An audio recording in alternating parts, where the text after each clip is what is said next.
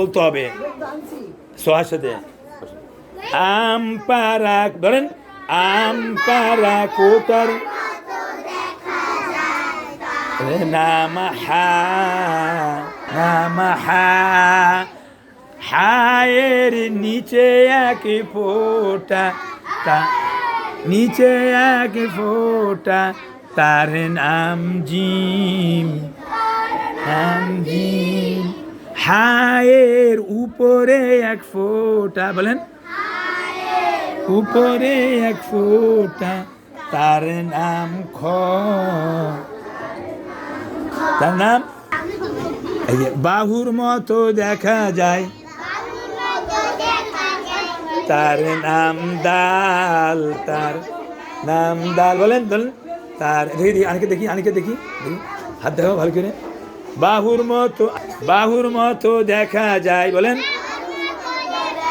তার নাম দাল, তার তার নাম দালের, এই দালের উপরে এক ফোঁটা, উপরে এক ফোঁটা, তার নাম জাল, জাল। কিভাবে আদায় করলে জাল অক্ষর শুদ্ধ হয়?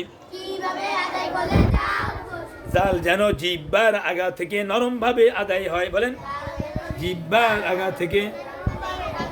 আবার কোন জাল যেন জিহ্বার আগা থেকে, জাল এটা জাল, জাল কাশির মতো দেখা যায়, তার নাম র, তার তার নাম র, তার নাম কি? এই র এর উপরে এক ফোঁটা, বলেন তার নাম জা, তার তার নাম জা, তার নাম কি? জা, এই তার নাম কি বলেন?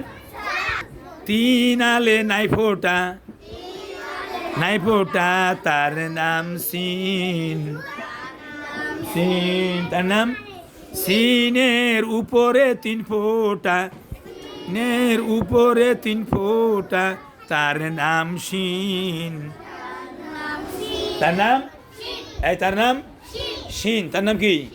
মনে থাকবে?